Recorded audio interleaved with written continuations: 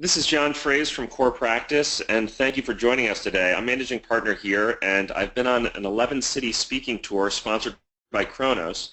So first I want to thank Matt Letourneau for doing a great job getting us out there to spread a message really about millennials, but we've put a whole bunch of things together in Millennials, Manufacturing, and Money, strategies to engage the most educated generation ever. And there's some lighthearted moments in this presentation, but there's also some hard facts and some things that will dispel some myths. And so if you spend 45 minutes with us, we think you'll find it valuable. All the participants so far have given us really positive feedback. So first, what are people saying about millennials? Let's talk about millennials and understand sort of what's going on in the U.S. right now. Here's some headlines that we pulled from a variety of publications. And it seems like everybody wants to weigh in on this generation. You know, how will young people choose their religion? It seems incredibly personal that we would want to get involved in that, but we're talking about it. Generation I, why millennials may be the most insecure group of all time. This is from a publication called Elite Daily, which I think is incredibly, ironic that they would do that. No New York Times, millennials are not at fault for the death of the workplace, right? Rich millennials, they're everywhere in Seattle. It seems like we are all weighing in on a group without really having any of the facts. And so I want to get into some of those facts today. But before I do, I want to talk about some interesting things that millennials say. We pulled this from a United blog talking about how millennials are interacting with United. It's interesting, usually when you complain to an airline, you say things like, you know, my flight was delayed or I was mistreated. In this situation, this passenger is interacting about the movie they watched, and they just want to know how the movie ended, which is kind of a different way to interact on a United customer service website. The entertainment system cut out and I could not finish my movie. Can someone please tell me how Mad Max ends? I'm dying over here. You know, it's a different way to engage in a customer service area, but that's how millennials are. It's like a normal conversation with a friend. They're doing that regularly. So, you know, I blame Google for a lot of things. About 6 weeks ago, I was doing a co-keynote with one of the executives from Google at work, a lady named Shayla Ali, who's a brilliant woman, a visionary. She's doing a lot to get female software engineers into Google, and she gave this great presentation, and everybody gave her a standing ovation. And unfortunately, I had to go after her. And when I got up in front of the crowd, I said to this group of C-level executives, I said, you guys should all be ashamed of yourselves. And there was a sort of a dead silence in the room. And I said, did you guys hear what Google was saying here? Shayla said her mission is to provide access to information in a useful format. Well, let me tell you why I think this is terrible for you. Okay, in the manufacturing world, you've got all these employees that really know how to Google very, very well. And what they're finding is that there are other companies out there that pay 50 cents an hour, $2 an hour more than you do. They have better shift schedules, they've got better benefits, and they're probably your competition. And employees are learning about this stuff, and they're able to jump to different jobs based on this visibility that Google gives them. Do you really want your employees to have this information? Now, I'm not suggesting that we should go back to Cold War Soviet Union where we're really blocking freedom of information, but we need to be aware of this and be honest about it. If employees have access to the truth, and sometimes it's not even the truth, but access to information, what does that do from a competitive disadvantage for you? And how can you change that? So let's take a little quiz, right? And because this is a recorded webinar, I'm going to just tell you the story. But we asked people in the room at this executive summit, what is the starting salary of a software engineer at Google? And they said 70,000, 80,000, 100,000. They all yelled it out. It's actually $113,128. Now, what is the starting wage of your employees? Right? It's probably $10, $12, $15, $18 an hour, depending on where you are in the country and the type of skills required for that job. The problem is those same people looking for those jobs also can figure out what everybody else is making in other industries, and it creates a great deal of dissatisfaction for them.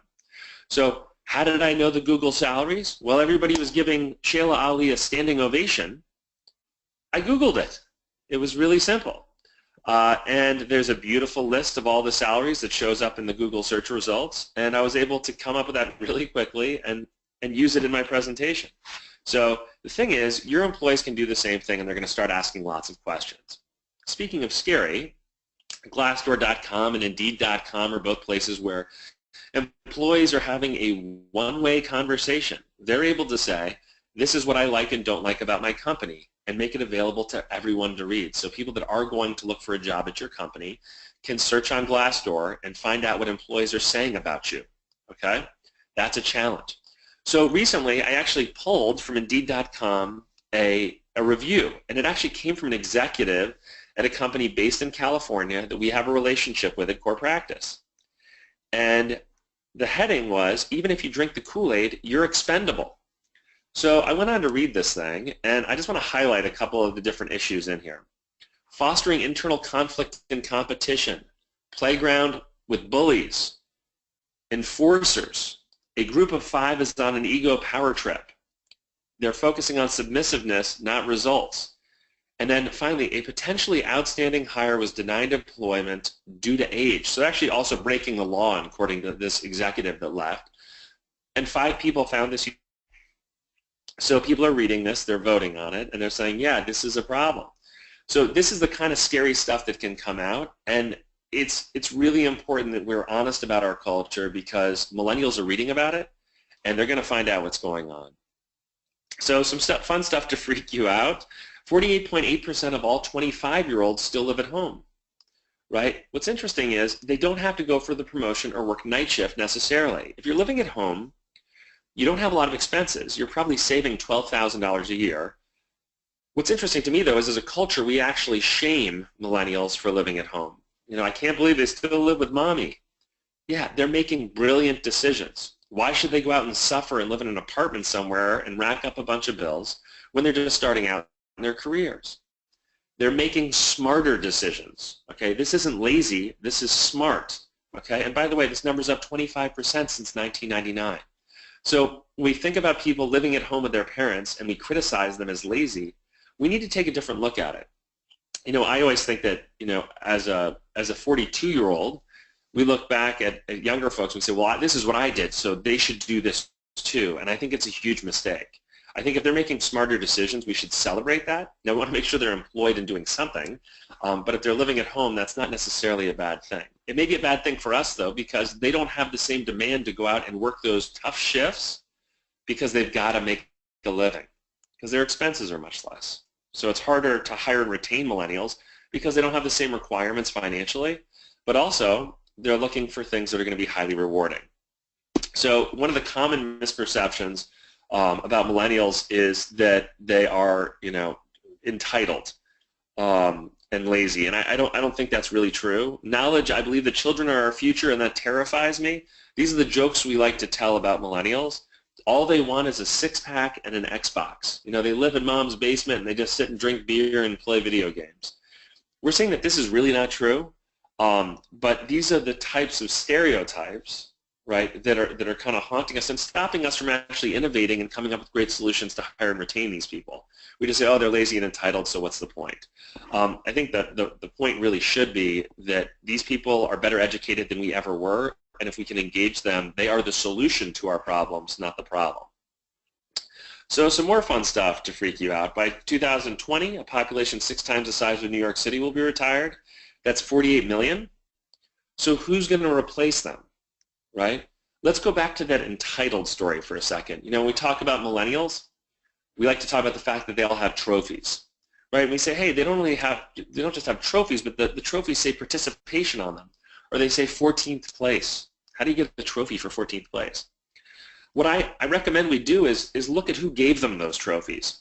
As an 8-year-old, did they say, hey, Mom, I want a trophy?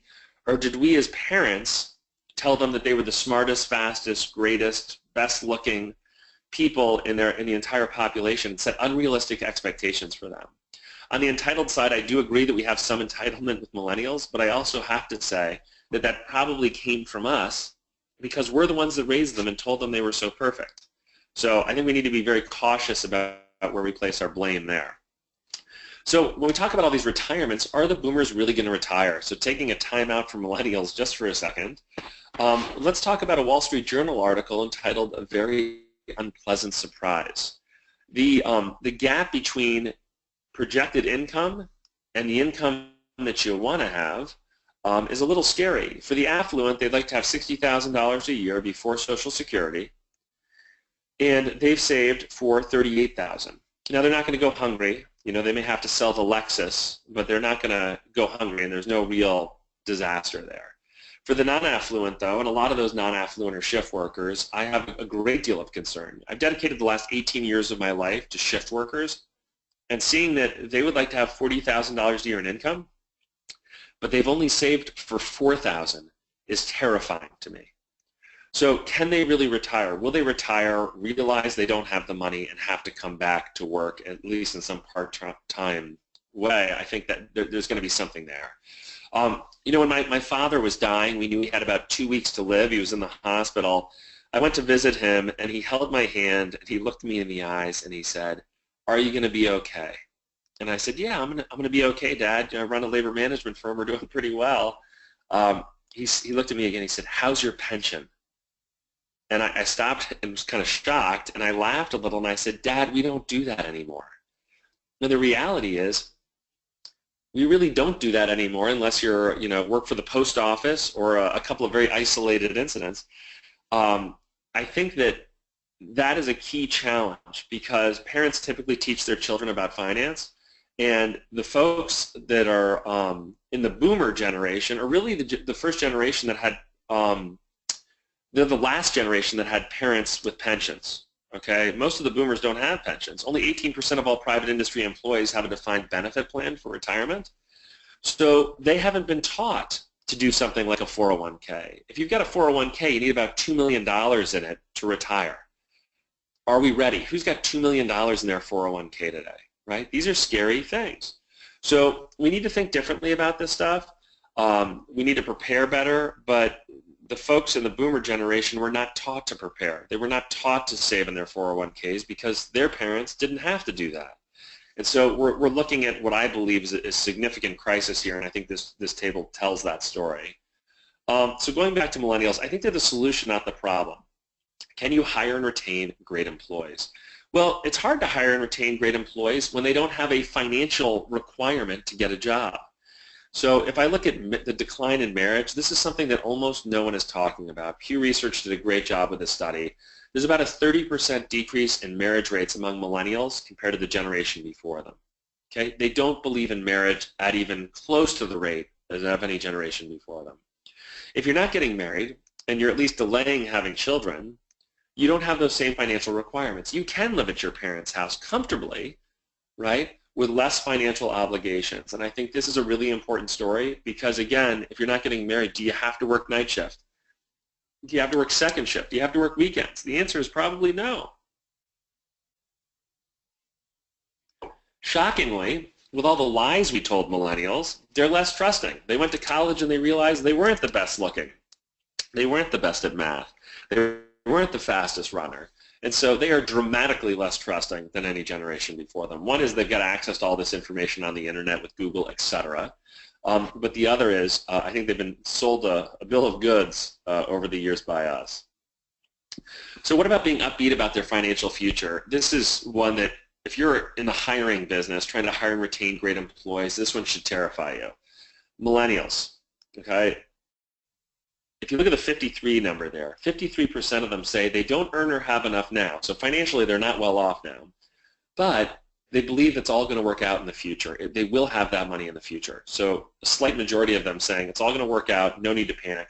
So they're not saying I have to run out and get a job, I have to do this work. No, they're finding things that are more fulfilling to them. So another major problem, and this one really hits on that college story. If you look in the lower left-hand corner, about a slightly more than 20% increase in advanced education, people with a bachelor's degree or higher among 18 to 34-year-olds.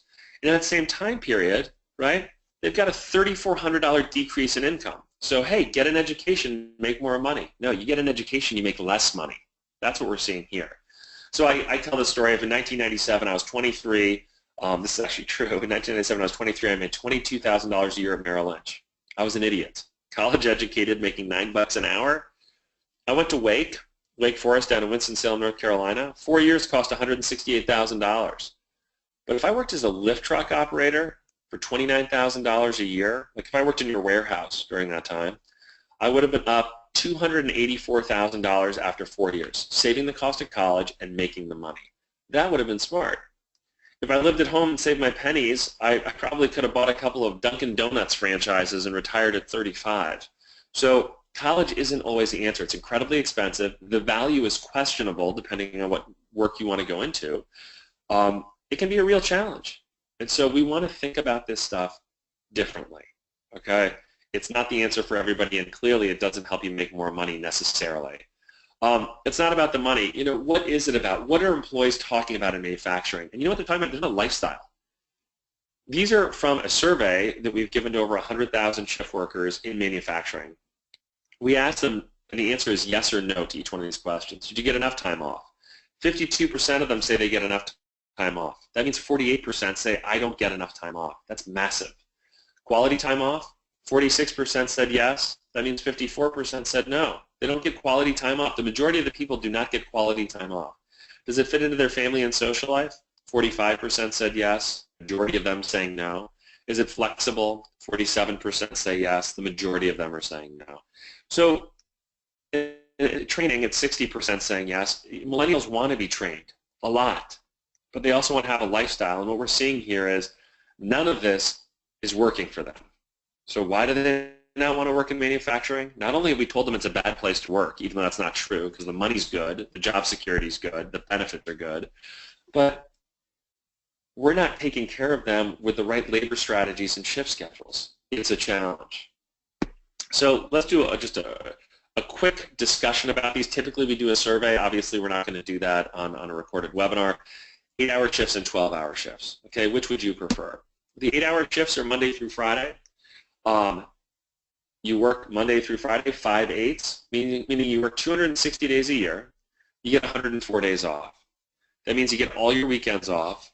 They're 2-day weekends, and you never work more than 5 shifts in a row. So 260 work days, 104 off. That's before vacations and holidays. Option 2 is you work 12-hour shifts. So you work Monday to Wednesday, and then you get Thursday, Friday, Saturday, Sunday, Monday and Tuesday off. It's a 6-day weekend. You get 17 6-day weekends built into your schedule before vacations and holidays. Then you work Wednesday to Friday, and you get Saturday and Sunday off. In your third week, you work 2 days, you get a day off, you work 2 days, and you get the weekend off again. So just like on the 8th, you get all your weekends off. You get 17 6-day weekends, but what really gets interesting here is you get 87 more days off a year compared to 8-hour shifts. Would that be something that would attract great employees? Probably. They work fewer days than they play. They work 173 days a year. They play for 191. So you never work more than 3 shifts in a row. Yes, they're 12-hour shifts. We've got 3 crews here, so if you're concerned about, we would never shut down for 6 days in a row. That's not what we're talking about. There's 3 different crews, and so you are up and running 5 days a week. But millennials overwhelmingly like this 12-hour shift over the 8s. And we've surveyed over 5,000 managers. And I believe it's like 92%, 93% of those managers would prefer the 12s as well. So why aren't people doing this? There's probably less than 10 manufacturers in the U.S. that run this schedule on 5 days. Why is that? Because they're not on a burning platform yet. The 8s are just okay. Yes, we have high turnover. Yes, we have absenteeism issues. Yes, we make them work a bunch of Saturdays so they only get 1 day off a week. But they're not, they haven't set the building on fire yet, so we'll stick with it. They're not being innovative because they don't have to. Well, in the next 3 to 5 years, you're going to have to, because as more people do retire, you're not going to be able to hire and retain great employees unless you have something more innovative like this. And so don't wait. Start thinking about these solutions. And this probably isn't the right solution for you. This is very generic. But designing and implementing the right one will mean a world of difference to you as you go forward. So why have people gone to 12-hour shifts in other situations? It really has to do with 7-day coverage. Okay? And the reason why you go to 12-hour shifts on 7 days is 8-hour shifts are so incredibly unattractive. This is a non-rotating version of the Southern Swing. You have rotating days off, but you stay on day shift, afternoon shift, or night shift. You don't bounce back and forth with your start times. So here, you work 7 in a row, 3 times over the course of 4 weeks. You get 1 weekend out of 4 off, 25%.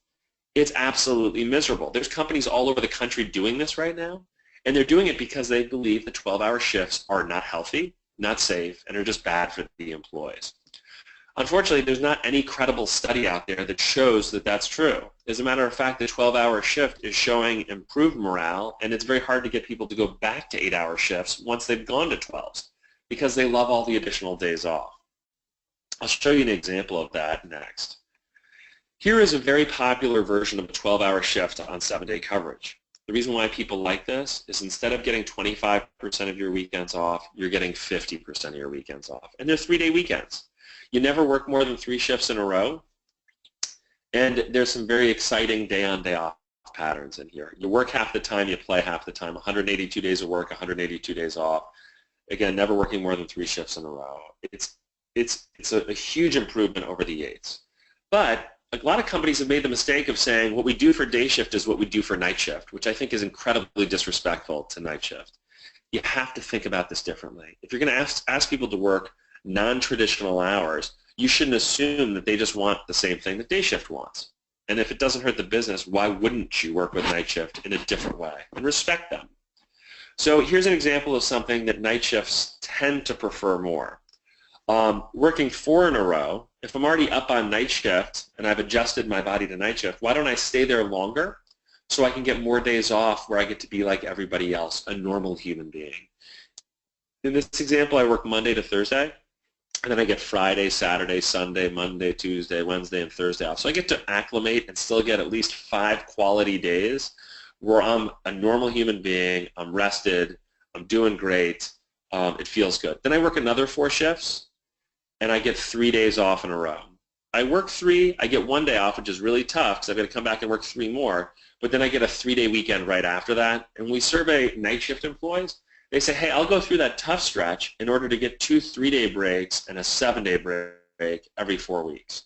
They get an extra 13 weeks off each year compared to a traditional shift schedule, and that's a major selling point. What if you could post something in the newspaper that said, we're going to give you an extra 13 weeks off every year with a little bit of overtime built in, and you get half your weekends off?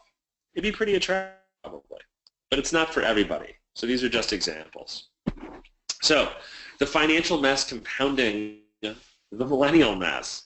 And this financial mess that I'm talking about is really partially due to the Affordable Care Act, but there's a basic calculation that involves basic multiplication that I want to walk you through. Now, I say it's basic. To do this right, it's incredibly complicated, and you need to get it accurate down to the penny if you're going to make operational decisions based on this. But from a high level, this will just help you sort of think about it in a different way. So true labor cost is the cost of one employee for 1 hour working in your facility. Okay, this is not when they're on vacation, not when they're calling off, when they're actually there. And there's 3 key considerations you need to look at. The base wage, in my example, I'm using $15. The burden, which is 35% in this example, and burden is medical, dental, fringe benefits like FICA, 401k, etc. And then the pay ratio, which is, in my example, I'm using 15%. And the pay ratio is the total number of hours you pay an employee over the hours they actually work. So these numbers will be different for you. There's a lot of investigation that needs to take place because often the finance team will say, yeah, our burden cost is about 45%. You don't want to get about, you want to get it down to the penny. It takes a lot of work. So when I put all 3 of those numbers together, I get the fully loaded cost of straight time, 15, 1.35, and 1.15. I get $23.29. That is the fully loaded with benefits cost for one employee working 1 hour in my facility. What about overtime? On overtime, I've got the $15. I've got to pay that penalty, right? Time and a half. And then I also have to pay some additional costs. Now, I don't get 2 Christmases or 2 Thanksgivings because I worked overtime. And I don't get extra medical benefits, right? Those are fixed costs because I work overtime. The only thing left is FICA and in almost every case, 401k. So FICA 7.65%, 401k, we usually 2 to 3% of additional costs there. It depends on your benefit plan. When I put all that together, it's $24.75. So you start to think, wait a minute, the difference between straight time and overtime isn't that much. Huh. Where we really can accentuate this and see the reality is when we look at adverse cost. And the adverse cost is the difference between the value you received and the money you had to pay. So the adverse cost of straight time. Let's say I come to work, I work for 1 hour, I hit the standard, whatever the standard is. You pay me $23.29 in pay and benefits, and I work that hour. So you told me I was worth $23.29, I gave you that value, the adverse cost is 0. We had a perfect trade. You got what you wanted, I got what I wanted. What about idle time? Let's say I'm a packing operator, and there's a problem upstream, and there's nothing for me to pack for an hour. What's the adverse cost of idle time? Well, you're paying me $23.29 in pay and benefits, but I'm not giving you any value in return. So the adverse cost is $23.29. Now, what about overtime? Let's say I did have an effective first 40 hours, and you came to me and said, John, we've got so much going on. We'd love it if you could stay for an additional hour on overtime. What is the adverse cost of overtime? This one often stumps the audience. And the reason is, we said that I'm worth $23.29, and we only bring me in when there's work to do. So you know you're going to get the $23.29 worth of value on overtime. However, you've got to pay the penalty of the $24.75. So the adverse cost of overtime is that difference. It's only $1.46. Now, I've been talking about this for years, and people often misconstrue what I'm saying here. We meet years later, I'm at a conference speaking, and they say, you're the guy that says we get to work all the overtime we want. And I want to be clear, that's not at all what we're saying. Okay, if overtime costs $1.46, am I really worried about it? I mean, I'm worried from productivity, health, safety, morale, all those things, turnover. Yes, I want to be careful about all of those things. But if idle time is 16 times more expensive than overtime, aren't I a lot more concerned about the idle time than the overtime? I should be. And, in the old days, and this goes back to a Kronos discussion, in the old days, Kronos sold their time and attendance solution and said you really got to make sure that you're accurate on clocking people in and clocking them out. And if you can get that right and make sure there's no time clock abuse and we get the perfect paycheck, you're going to save, paying them the right amount for the hours they work, you're going to save about 3% of your direct hourly budget. Okay? That was about 10, 15 years ago. Today the story is, do we have visibility into the first 40 hours into what they're doing? That's 16 times more expensive idle time. Can we isolate idle time where it's happening and remove it from our organization? That means looking at productivity. It means looking at performance, quality, and being able to see those things inside of your organization and figure out where it's going really well, where it's not going well, and to be able to make adjustments. So let's move on to a political conversation for a second. Not really political, but the Affordable Care Act was very political. And the reason why, again, I care about that is, again, I spent the last 18 years studying and trying to design solutions for shift workers to make their lives better, but also keep those companies viable so they didn't go to Mexico, they didn't go to India, but they stayed here, right, in the US, and we also do an awful lot of work in Canada. And so the Affordable Care Act for the US was a big deal for me, not from a philosophical perspective, but from a financial perspective. What's happened is that the cost of healthcare has gone up more rapidly, at about 7.5% more expensive each year compared to where we thought it would go if there was no affordable. It's a challenge because we believe that skilled manufacturing employees in the U.S. in the next 3 years, all of their overtime will be less expensive than straight time. Okay? So if overtime is cheaper than straight time for all employees in manufacturing, what does that do to your labor strategy? Maybe we should fire 25% of the workforce and have our employees work 50 hours a week as a starting point. Now, I think that's a terrible idea. I think it's irresponsible. But financially, if we were operating in a vacuum, that's what the numbers would tell us. The numbers would probably tell us to have one person working 40,000 hours a week or something irrational, right? But what it means is overtime is an effective tool, right? When used as needed, right, we need to think about it that way. What are the shift schedules that allow us to work overtime and still give the employees ample days off during the week, okay? we need to go a different direction. So if I just use my numbers, it's not really 9%, but a 9-point increase in my benefit costs, right, take me to negative in my example. So these things are happening. They're happening rapidly, and if you're not prepared for this stuff, you're going to get blindsided, and it's going to be a problem for you. So understand overtime strategy, get the right shift schedules, you'll hire and retain better people, but you're also going to save a bunch of money, okay? So here's an example just from a couple of weeks ago. I've been using that other example for years now. It actually was in the Hall of Fame issue of Industry Week several years ago when we wrote the Overtime Lie article, which you can Google and you will find it, The Overtime Lie by John Frehse. So overtime is going negative everywhere right now. This is an example just from a couple of weeks ago. We added it to the presentation about, I don't know, 4 weeks into the speaking tour. 2078 average wage, 48% burden, 13% pay ratio. That gets you 3475 on straight time. 2078 times time and a half times 1.11 burden cost is 3460. If you were to be overstaffed by 10 people in this example, it would cost you $636,000. If you were understaffed by 10 people, you'd actually save $2,700 a year. Okay, these are the kinds of differences in numbers that should get you to open your eyes wide and say, wow, we need to do some research here. We need to figure this out. So, looking at staffing parabolas. This is really 3 different curves, and looking at how they change as you add people or take people away.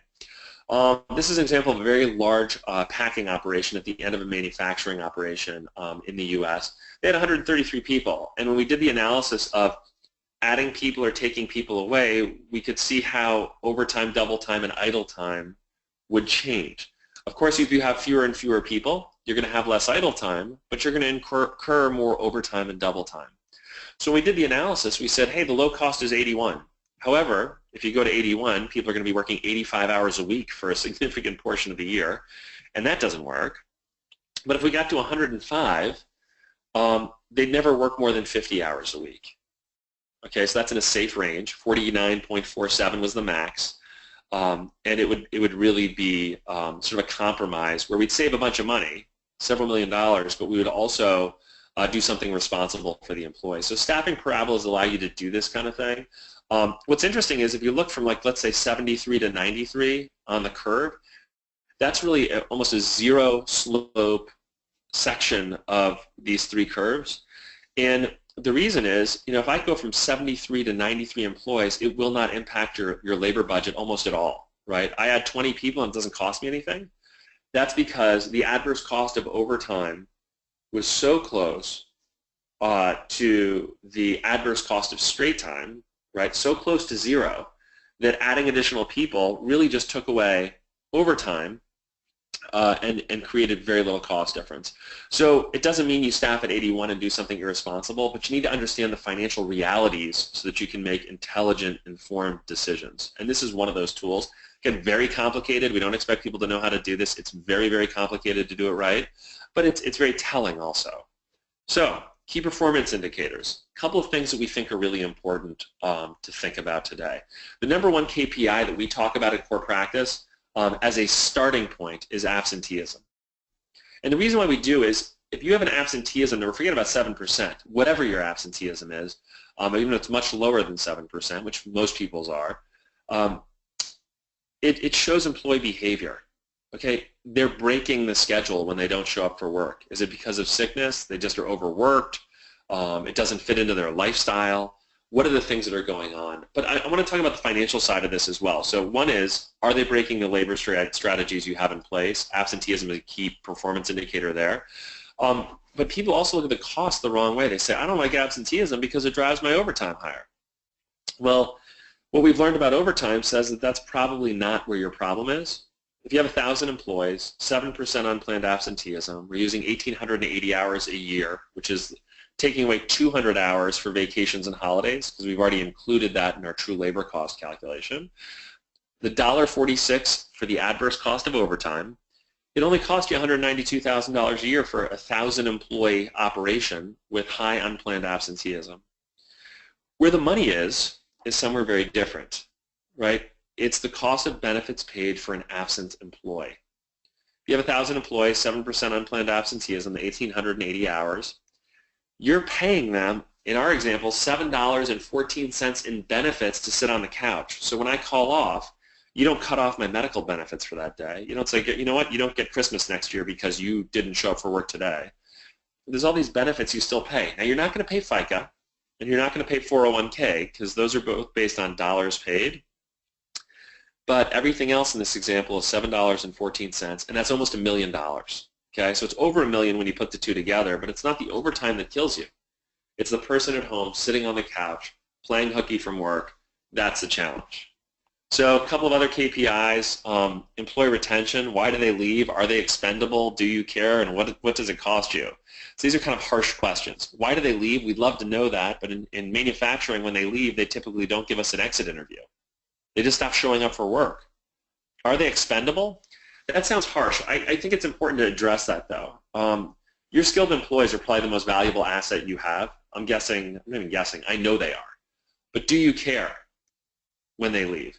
You do for your skilled employees, but there's a small group of the population that you wish would leave that won't. We ask employees, compared to other companies in the area, is this an excellent place to work, an okay place to work, not so great, or the worst company in the area? And that's not the exact language, but it's something like that.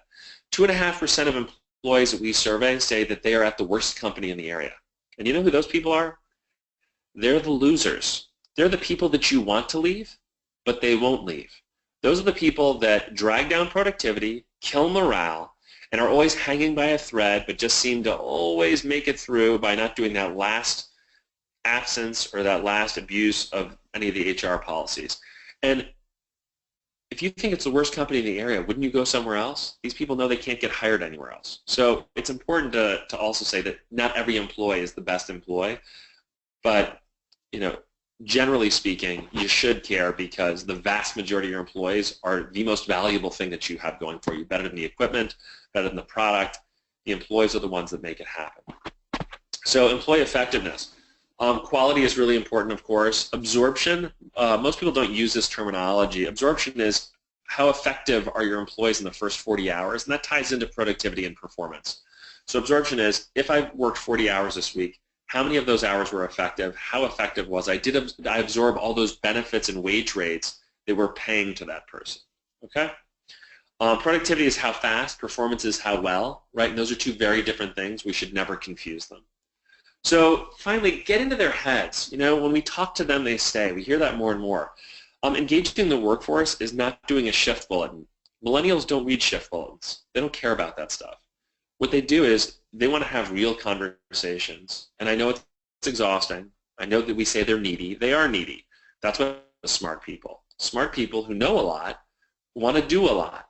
Sometimes things that are outside of their area of expertise. And so we need to engage them and focus them, but allow them to make a difference.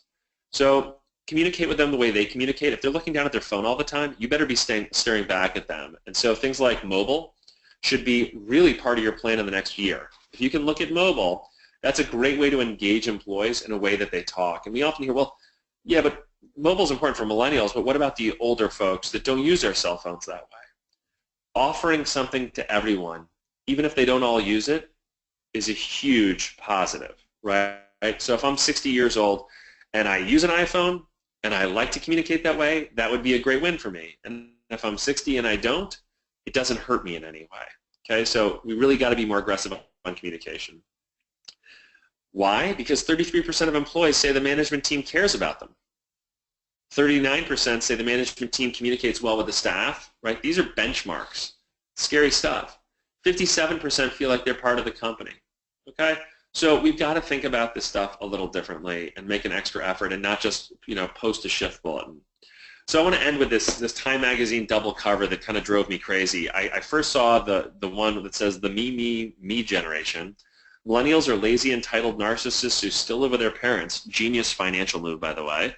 Why they'll save us all. And it's a picture of a girl taking a selfie. So I was like, yeah, just before I did all this research, I was like, yes, they're lazy, entitled narcissists. Then I opened up the cover and I thought, oh boy, this lady looks like she's about my age. I'm in trouble here. The indentured generation. We trampled their rights, tanked the economy, and trashed the planet for our benefit, but we expect them to foot the bill. why we call them narcissists. I think we need to take a bigger and more fact-based look at what's going on here. We need better shift schedules. We need to understand the finances. We need to engage them properly. We need to talk to them in a real and meaningful way. And if we do, I think what we'll find is that this is an amazing population that will, in fact, change the world for the better. They're going to do great things for us, but we can't just say, this is how we've always done it, suffer through it like we did, even if it doesn't make sense. So I want to thank you for your time today. I really appreciate it. You can reach me through email is best, but the office number is on there as well. We'd love to talk to you about any of your challenges. And again, thank you so much for your attention.